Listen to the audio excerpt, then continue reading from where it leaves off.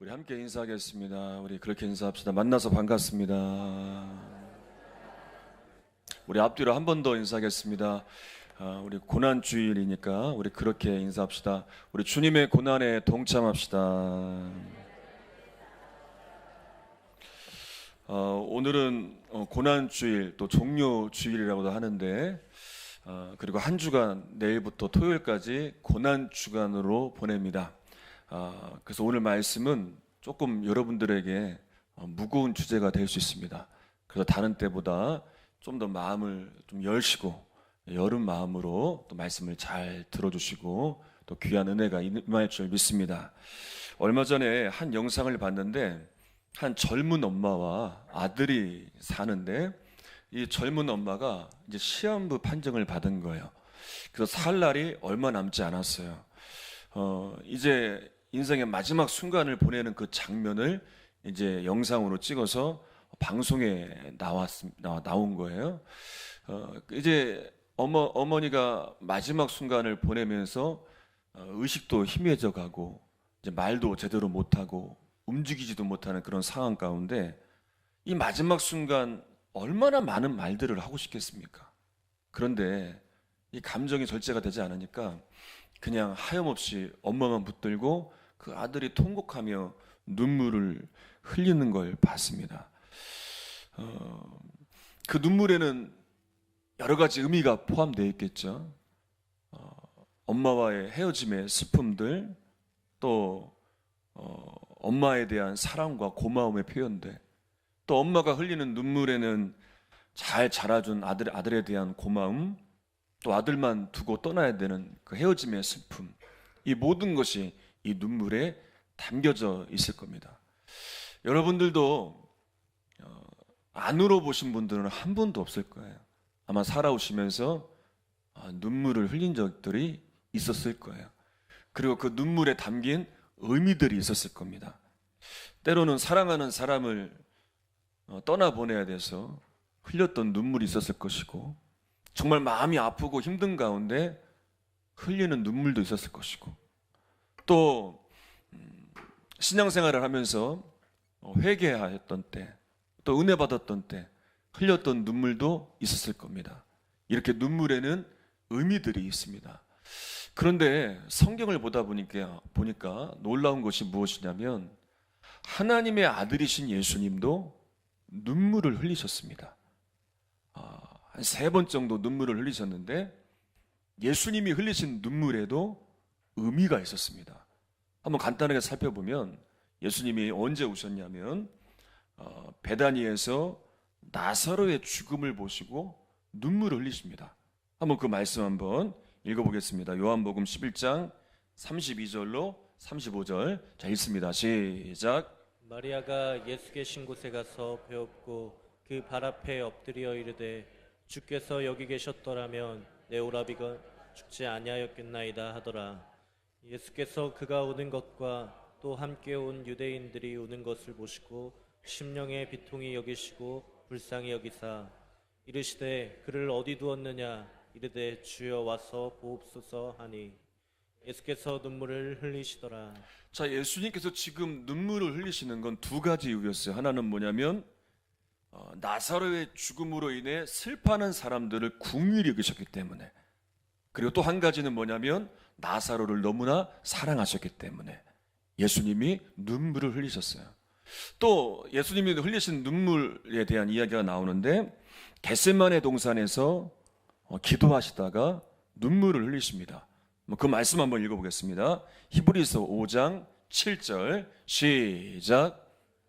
주에 계실 때 자기를 죽음에서 능히 구원하실 이에게 심한 통곡과 눈물로 간구와 소원을 올렸고 그의 경건하심으로 말미암아 들으심을 얻었느니라. 자, 십자가의 죽음을 앞둔 예수님도 그 마음이 너무 괴로우셨어요. 그래서 제자들에게 뭐라고 말씀하셨냐면 이렇게 말씀하셨어요. 예수님이신데도, 하나님의 아들이신데도, 그렇게 능력과 권세가 있으신 분이신데도 내 마음이 고민이 돼서 죽을 것 같다. 그러면서 기도하시며 눈물로 기도하시면서 결국엔 자신의 뜻을 내려놓으시고 하나님의 뜻을 구하는 그런 장면이 나와요. 자, 그리고 이제 예수님께서 또 눈물을 흘리신 장면이 오늘 본문에 나오는 말씀이에요. 예루살렘의 멸망을 예언하시면서 눈물을 흘리세요. 다시 한번 41절, 42절 읽겠습니다. 시작. 가까이 오사 성을 보시고 오시며 이르시되 너도 오늘 평화에 관한 일을 알았더라면 좋을 뻔하였거니와 지금 내 눈에 숨겨졌도다. 자, 예수님께서 감난산에서 내려오시면서 예루살렘 성을 바라보신 거예요. 그리고 이제 앞으로 닥칠 환란과 예루살렘 성에 이제 무너질 것을 예언하시면서 눈물을 흘리시는 거예요. 자, 41절에 보면 예수님이 우셨다라는 표현을 그 원어가 어떤 단어가 쓰였냐면 에클라우센이라는 단어인데 이 뜻이 뭐냐면 슬퍼하고 비통해하며 우는 것. 그러니까 지금 예수님의 눈물은 슬픔, 비통함을 담긴 눈물이었습니다. 그리고 예루살렘의 앞으로의 일들을 걱정하시는 눈물이었죠. 지금 이스라엘의 상황이 어땠냐면 로마로부터 고통을 당하고 있었어요. 그런데도 신앙이 온전치 못한 거예요. 변질이 된 거예요. 또 자기 민족 안에서도 하나 되지 못하는 거예요. 그리고 온갖 그들 마음 가운데는 이기적인 욕심으로 가득 차 있어요. 이 모든 상황을 보시면서 예수님의 마음이 비통하신 거예요. 그리고 앞으로 장차 이 예루살렘 성이 무너질 것을 보니 눈물이 나오시는 거예요. 그리고 정말 40년 후에 예수님이 말씀하신 대로 로마에 의해서 예루살렘 성이 무너지게 돼요. 유대인들이 한 약 110만 명 정도가 칼과 불과 기근으로 죽게 되고 한 9만 명 정도가 포로가 되고 노예가 돼서 팔려나가고, 그리고 이때부터 정말 안타까운 역사가 시작되는데 유대인들이 전 세계적으로 흩어지게 됩니다. 가는 곳마다 박해를 당했고 학살을 당하고 천대를 받으며 살게 되는데 이것을 디아스포라라고 말을 하죠. 3년 전에 이곳에 저도 가게 되었습니다. 감난산에서 예수님께서 눈물을 흘리신 그곳에 지금은 교회가 세워졌는데 이 교회가 눈물교회입니다. 한번 사진 한번 볼까요?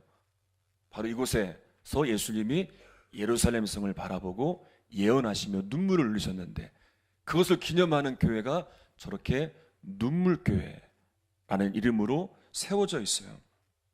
그리고 이제 저곳에서 예수님이 바라보신 것처럼 예루살렘 쪽을 향해서 바라보면 이런 풍경이 보여요. 잘 보이시나요? 예수님이 저 광경을 2000년 전에 바라보셨겠죠? 그리고 오늘날 바라본 풍경이 저런 풍경이었어요. 이제 가이드 목사님으로부터 이 눈물교회에 대한 소개와 또 이런 이야기들을 듣고 이 말씀을 묵상하면서 잠깐 저 예루살렘 쪽을 바라보면서 예루살렘 성을 바라보면서 묵상하는 시간을 갖게 되었습니다. 그리고 주님의 심정으로 그것을 바라봤어요. 주님의 심정이 조금 느껴지더라고요. 왜냐하면 다시 한번 사진 계속 띄워줘 보세요. 왜냐하면 가장 잘 보이는 곳이 뭐였냐면 정 가운데 있는 노란색 보이세요? 저 노란색 황금동이란 부르는 이슬람 사원이 딱 보였기 때문에 그래요. 여러분, 저곳이 언제 세워졌냐면 이슬람 교도들이 예루살렘을 점령했을 때 638년인데 우마르라는 지도자가 유대교 성지였던 이곳에 이슬람 성역으로 선포를 하고 이제 이슬람을 창시한 마호드가 이곳에서 하늘로 승천했다고 해서 이제 이슬람의 성지가 된 거예요. 그때 지어진 것이 691년에 지어진 바로 저 황금동 이슬람 사원이었습니다. 그래서 저 황금동 안에는 이슬람교를 창시한 마호메트가 세상을 떠나면서 남긴 발자국이 있다. 그래서 전 세계 수많은 이슬람 교도들이 저곳을 찾고 있었습니다. 자, 그리고 또 한 가지 눈에 보이는 게 있었어요. 여러분 보시면 사진 맨 앞쪽에 보이는 그 네모다란 것들이 많이 보이시나요? 보이시나요? 예. 저게 뭔지 아세요? 저게 뭘까요? 저게 뭐냐면 무덤이었어요. 저게 무슨 무덤인가 가이드 하시는 목사님에게 이야기를 들어보니까 유대인들이 이제 메시아가 감난산으로 와서 기드론 골짜기를 지나 예루살렘 성으로 입성할 때 부활해서 이제 선한 자는 함께 성전으로 입성한다 라고 한 것을 믿기 때문에 이제 성전에서 예루살렘 성전에서 가장 가까운 곳에 무덤을 만들어 놓은 거예요. 가장 먼저 이 부활에 참여하기 위해서. 그래서 가장 가까운 곳에 저렇게 무덤을 만들어 놔서 빼곡하게 저렇게 무덤들이 있습니다. 이곳에서 이 두 가지를 보면서 주님께서 오늘날 저에게 또 오늘날 살아가고 있는 우리들에게 무슨 말씀을 하실까 묵상해 봤습니다. 그리고 두 가지가 떠오르는 거예요. 하나는 뭐냐면 우리의 마음에 무엇이 있느냐는 거예요. 지금 우리의 마음에, 지금 여러분들의 마음에는 무엇이 있습니까? 이걸 생각했어요. 예수님의 성지에 이슬람의 대표적인 사원이 떡하니 들어와 있고 그것이 오늘날에도 자리를 잡고 수많은 이슬람교들이 그것을 찾는 것, 그것을 바라보면서 우리의 마음에도 예수님이 아닌 다른 것들로 가득 차 있지는 않을까, 이 한 가지를 먼저 묵상해 봤습니다. 미국의 가장 영향력 있는 교회 중에 하나가 빌 아이베스 목사님이 담임하고 있는 윌로우 크릭 교회 이야기, 제가 한번 말씀드렸던 적이 있을 거예요. 이 교회가 30년 동안의 사역을 정리를 했습니다. 그래서 이제 3년 동안 연구를 맡겨서 결과가 나왔는데, 여러분 이 교회는요 미국 교회의 부흥의 모델뿐만 아니라 우리 한국 교회에도 막대한 영향을 준 교회예요. 그런데 3년 동안 연구한 결과가 교회 사역에 실패했다라는 결과가 나와요. 그 이유에 대해서 이렇게 평가를 했습니다. 성도들이 제자가 되지 못했다. 이 교회가 중요하게 생각한 건 뭐였냐면 프로그램 중심의 목회였어요. 그래서 현대적인 음향, 또 성도들이 교회 안에 정착할 수 있도록 수많은 프로그램들을 개발하고, 그 영향으로 한국 교회에도 그런 영상 장비들, 화려한 음향 시스템들, 그때 그 영향을 받아서 많이 들어왔다고 하더라고요. 그리고 그 프로그램도 영향을 받아서 한국 교회들도 막대한 영향을 받았다는 이야기를 들었습니다. 그런데 신앙의 성장은 이렇게 화려하게 보이는 외적인 것들이 아니라 정말로 교회가, 성도들이 진정한 제자가 되어 복음 앞에 바로 서야 된다는 걸 잘 알려주는 그런 결과가 나온 것임을 이제 잘 보여주고 있는 이 연구 결과가 나왔습니다. 여러분, 주님이 우리에게 진정 원하시는 건 정말 화려한 외적인 것들보다 정말 주님의 말씀을 따르고 있는가. 여러분, 사람들은요 갈수록 화려한 것들을 찾습니다. 갈수록 외적인 것들로 치장을 합니다. 그런데 그런 것들이 우리 교회의 신앙, 우리의 신앙을 대변해 주지 않습니다. 진정 내가 주님의 말씀 앞에 바로 서 있고 내가 주님의 십자가의 길을 걸어가고 있는 참된 제자가 되고 있는가. 여러분, 주님이 우리에게 말씀하시는 거예요. 오늘 말씀을 준비하면서 이 이야기를 꼭 하고 싶었습니다. 눈을 뜨셔도 될 것 같아요. 앞에 불이 꺼지니까 눈을 감고 계시는 것 같은데 다 켜주시고요. 저희 교회가 작년에 이제 건축을 하고 얼마 전에 보니까 입당 예배 드린 지 입당 예배가 아니라 기공 예배 한 지 이제 1년이 딱 됐더라고요. 저희가 3월 20일 날 이제 기공 예배를 드리고 짐을 다 뺀 날이 20일 날이더라고요. 1년 전에 그 일이 시작되고 이제 한 3개월 만에 교회가 건축이 되었어요. 교회가 잘 건축이 돼서 하나님의 은혜로 또 여러분들이 잘 도와주셔서 이렇게 교회가 잘 건축이 됐습니다. 여러 목사님들로부터 성도님들로부터 많은 칭찬을 받았어요. 찾아오시는 분들도 계셨어요. 시골 교회가 너무 멋지다. 카페도 생기고 너무 근사하다. 시골에서도 앞서가는 교회다라는 이야기들을 들었습니다.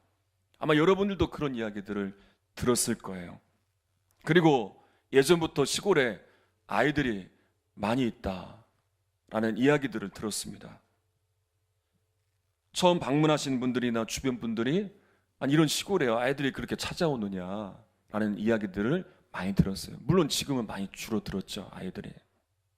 그런데 요즘 더 깊이 깨닫는 게 있어요. 그건 뭐냐?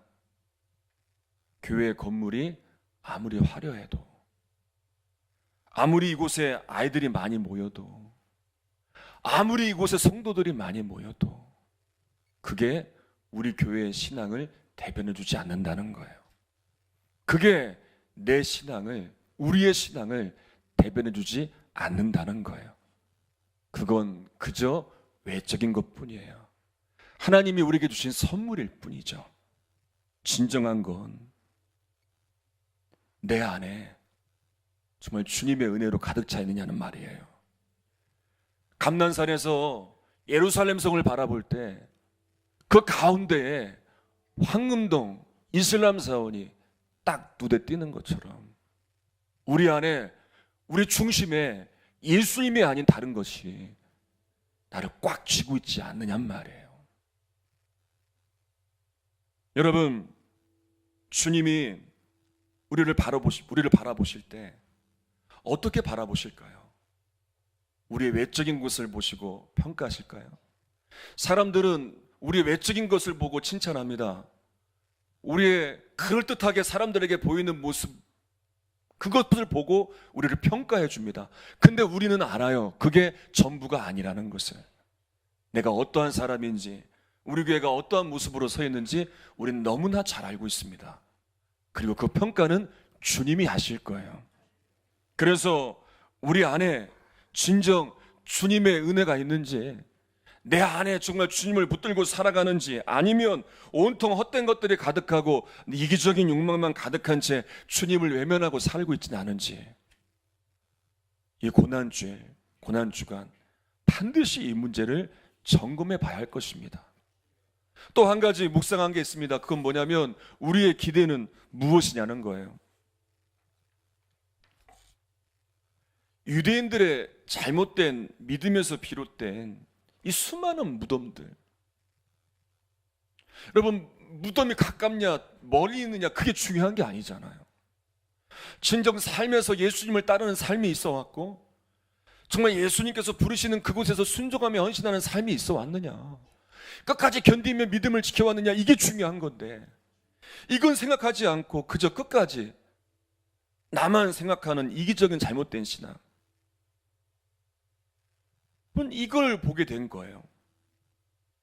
예수님께서 예루살렘에 입성하실 때 이스라엘 백성들이 예수님을 향하여 호산나를 외치며 따랐어요. 환영했습니다. 왜냐하면 그들의 기대가 있었어요. 예수님께서 로마의 압제를 물리치시고 예루살렘에 새로운 메시아 왕국을 세울 거라는 그들의 기대가 있었어요. 그런데 예수님은 지금 그들의 기대와 달리 이 예루살렘 성이 무너질 것을 예언하시면서 눈물을 흘리시고, 그리고 십자가에서 모든 사람들의 죄를 대신해 십자가의 죽음을 맞이하십니다. 그리고 그들은 예수님을 외면했어요. 예수님을 따랐던 제자들도 예수님을 떠났어요. 여러분, 여기서 우리가 점검해 볼 것이 있어요. 그건 뭐냐? 주님의 기대, 내 기대가 일치하느냐? 나를 향한 주님의 분명한 기대가 있는데 나는 완전히 다른 기대를 갖고 살고 있지는 않은가? 제자들이 달라진 게 있습니다. 은혜 받기 전에는 제자들이 자기가 원하고 자기가 기대하는 대로만 행했습니다. 그러니까 예수님이 하시는 말씀도 이해하지 못하고 예수님의 십자가에 대해서 말씀을 하셨음에도 불구하고 그들은 예수님의 십자가의 죽음 앞에서 다 예수님을 버리고 다시 예전처럼 고기를 잡으러 갑니다. 그런데 예수님은 그런 그들을 찾아오세요. 그리고 그들이 예수님을 만나고 이제 주님이 원하시는 요구, 주님이 원하시는 기대에 집중하고 이제 그 기대에 자기의 기대를 일치하여 주님의 뜻을 이루며 살았어요. 오늘 새벽에도 말씀을 보니까 예수님과 제자들이 마지막 식사를 하면서 제자들이 예수님을 버릴 것을 말씀하십니다. 그때 베드로가 이렇게 얘기해요. 다른 사람은 다 버려도 나는 죽기까지 따를 겁니다. 내가 죽을지언정 예수님을 버리지 않겠습니다. 그러자 옆에 있는 제자들도 다 그렇게 장담을 합니다. 그런데 결국 그들은 그렇게 장담한 대로 예수님 곁을 지키지 못했어요. 베드로도 그렇게 장담했지만 예수님을 버렸어요. 예수님을 부인했어요. 그런데 다시 사신 예수님이 어떻게 하셨냐? 우리가 그것을 잘 봐야 돼요. 예수님이 그런 제자들을 찾아오세요. 그리고 그런 제자들을 만나주세요. 용서해 주시고 다시 사명을 부여해 주세요. 여러분, 우리는 주님의 놀라운 사랑과 은혜를 경험했습니다. 그런데도 주님을 멀리해요. 다시 죄악 가운데 살아가요. 그런데 놀라운 은혜가 뭔지 아세요? 주님이 우리를 버리지 않으세요. 주님이 또 우리를 찾아오세요. 그리고 인내하시고 그리고 기다려주시고 다시 회복하셔서 사명을 부여해 주세요. 이게 놀라운 은혜요, 놀라운 사랑이에요.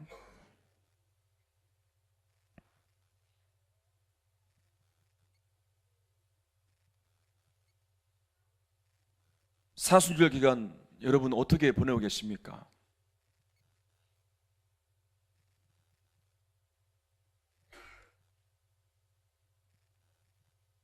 이 주 전에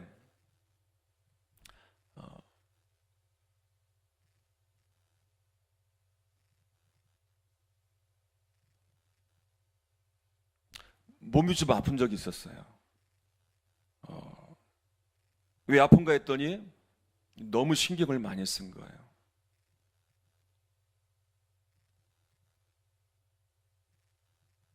오랫동안 이제 아이들을 지도하고 가르쳐 왔고 또 그렇게 전화였는데 아이들이 잘하던 아이들이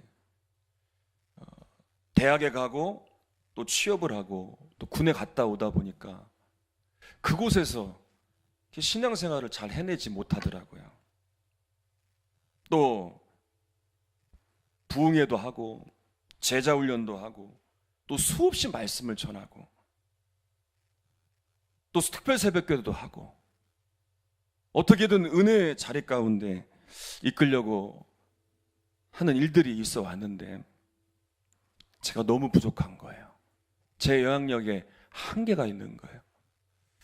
그러다 보니까 며칠을 신경을 쓰게 되고 몸이 병이 났어요. 그리고 사순절 기간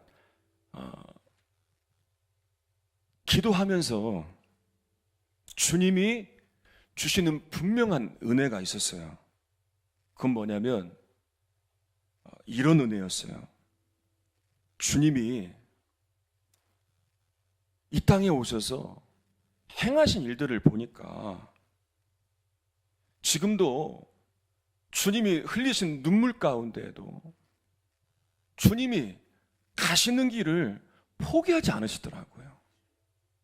때로는 애통해 하시면서 눈물을 흘리셨고, 때로는 앞으로 일어날 일들에 대해서 슬퍼하시고, 또 사랑하는 사람들에 대한 궁일의 마음으로 눈물을 흘리셨지만, 그렇다고 해서 다시 뒤로 돌아가신 것도 아니고, 멈추신 것도 아니고, 포기하신 것도 아니고, 끝까지 그 일에 집중하시면서 가시는 거예요. 여러분, 때로는 우리가 정말 마음이 힘들 때가 있어요.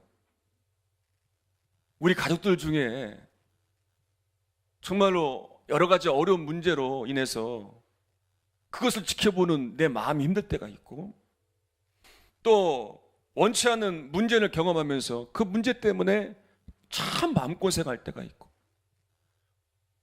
그래서 때로는 남몰래 눈물도 흘리고 누구도 나의 고통을 이해하지 못하는 그런 안타까움 가운데 살아가는 날들이 있어요. 그런데 여러분, 그거 아세요? 주님도 그런 시간들을 보내시면서 눈물을 흘리셨다는 거예요. 그리고 그 다음 주님은 포기하지 않고 그 길을 가셨어요. 그게 승리더라고요. 여러분, 사순절 기간 우리가 이루어야 될 승리가 이 승리고, 우리가 회복해야 될 신앙이 이거예요. 남들이 알아봐 주지 않아도 정말 힘겹고 마음이 힘들 때도 있고 포기하고 싶은 때도 있지만, 그래서 정말 마음이 아프고 정말 마음고생이 되고 원망도 되고 그래서 눈물이 나올 때도 있지만, 그러나 지금 내가 뒤돌아서지 않고 멈추지 않고 여전히 믿음의 길을 가고 있다면, 여전히 주님과 함께하는 그 길을 걸어가고 있다면, 그러면 되는 거예요. 그게 진정한 승리의 길인 거예요. 사순절 기간 제가 깨달은 은혜이고, 이 고난주일 여러분들에게 주님이 주시는 위로의 말씀인 거예요. 여러분, 지금 서 있는 자리가 어디입니까? 여러분 지금 어디에 서 있어요? 여러분들 서 있는 그 자리에 주님이 감난산에서 예루살렘을 향해 바라보시는 것처럼 주님이 지금 여러분들의 서 있는 그 자리에 서 있는 여러분들을 바라보고 계세요. 내가 지금 서 있는 그 자리가 힘겹고 어려운 가운데 있지만 여전히 주님과 함께하는 그 길, 그 믿음의 길에 있다면 주님이 기뻐할 것이고, 만약에 내가 서 있는 그 자리가 주님을 외면한 채 그 가운데에 떵하니 황금동 사원이 있어서, 이슬람 사원이 있는 것처럼 내 마음과 중심에 주님이 아닌 다른 것들로 가득 차 있는 나를 바라보실 때 주님이 아마 슬퍼하며 그런 내 모습을 보면서 눈물 짓지 않으실까요? 만약에 그렇다면 그 자리에서 돌아서야 될 것 아니겠습니까? 그리고 다시 이 믿음의 길로 주님이 가신 이 길에 다시 서야 되지 않겠습니까? 여러분들은 어디에 서 계십니까? 여러분들은 어디에 서 계십니까? 내가 지금 어디에 서 있는지 잘 생각해 보시면서 주님이 나를 바라보실 때 어떠한 마음으로 나를 바라보시는지 묵상하시면서 오늘 찬양을 한번 같이 불러보겠습니다.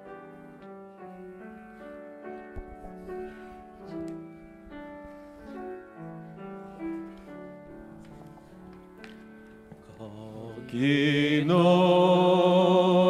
있었는가 그때에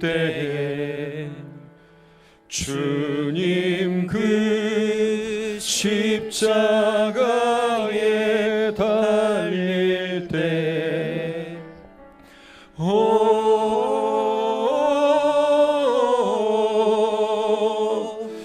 때로 그 일로 나는 떨려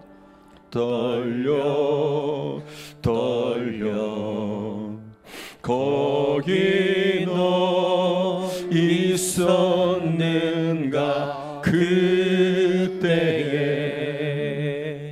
거기 너 있었는가 그때에 주님 그 나무 위에 달릴 때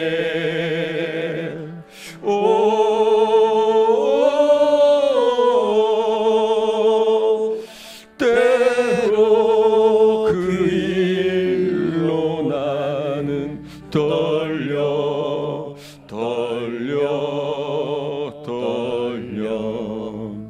거기 너 있었는가 그때에 거기 너 있었는가 그때에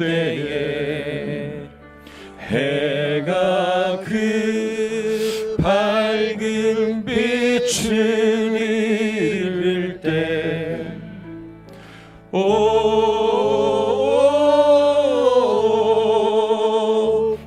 때로 그 일로 나는 떨려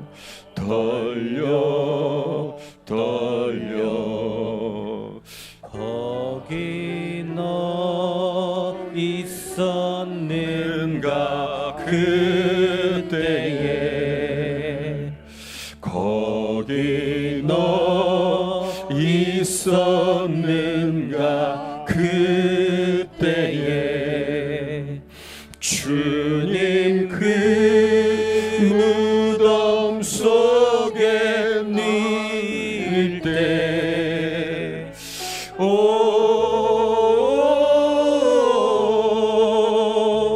때로 그 일로 나는 떨려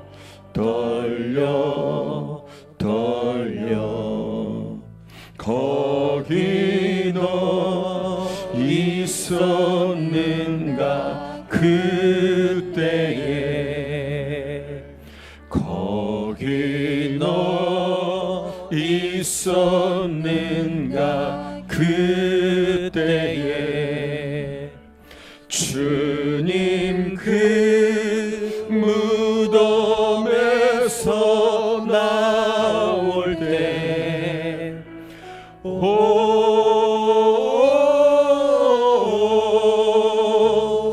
때로 그 일로 주께 영광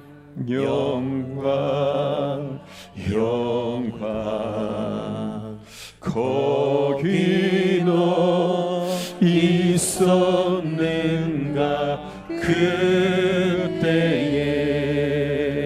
여러분 조용히 눈을 감으시고 조용히 묵상으로 기도하시기를 바랍니다. 내가 지금 어디에 서 있는가?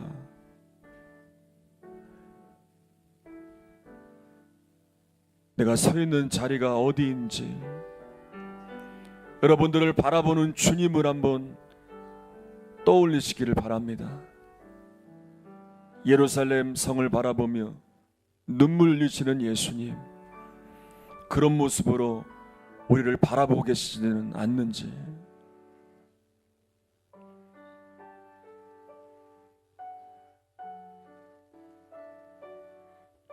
수많은 은혜와 수많은 역사와 수많은 증거 가운데 우리를 이끌어 주셨는데,